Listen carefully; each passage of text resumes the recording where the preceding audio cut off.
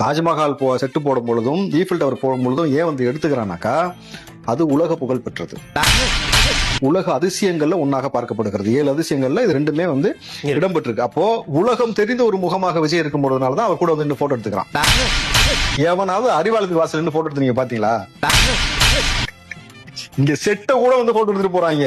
அறிவாளத்துல இருந்து ஒருத்தனை எடுக்கல. ஏன்னா அவனுக்கு தெரியும் அறிவாளன் பேரே மூலம் தப்புன்றத அவனுக்கு தெரியும். உன்னை இந்த நாட்டை விட்டு வெளியில போனா இல்ல இந்த ஸ்டேட்டை விட்டு வெளியில போனா உன்னை யாருக்குமே யாருன்னு தெரியாது. ரெண்டே விஷயம் தான் சார். நீங்க அவ்வளவு பெரிய பொருட்செலவு பண்ணி அவ்வளவு பணம் செலவு பண்ணி அறிவு திருவிழான்னு ஒன்று நடத்தி அதுக்கு வந்து 1000 பேரை கூப்பிட்டு வந்து பேசுனீங்க, பயங்கரமா படம் காட்டிட்டு இருந்தீங்க. ஒரே ஸ்டேட்மெண்ட் வாயை திறந்து கூட பேசல. ஒரே ஒரு அறிக்கையில உன்னை மொத்தமா முடிச்சு விட்டாரு. இப்ப அந்த அறிக்கையை பத்தி எல்லா பேரும் உட்காந்து கதறிட்டு கிடக்குறேன். அப்ப ஊர் கூடி முளைப்பாரி எடுக்க நீ ஊர் கூடி ஒப்பாரி எடுக்கிறாங்க.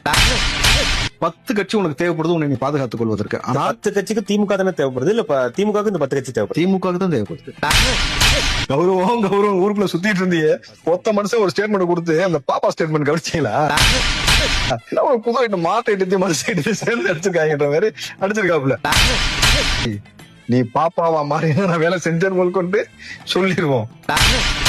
நீ கேட்ட ஒவ்வொரு கேள்வி என்ன செருப்பால் அடிச்ச மாதிரி இருக்கடா. மாதிரி இல்ல, உண்மையிலே செருப்பால தான்.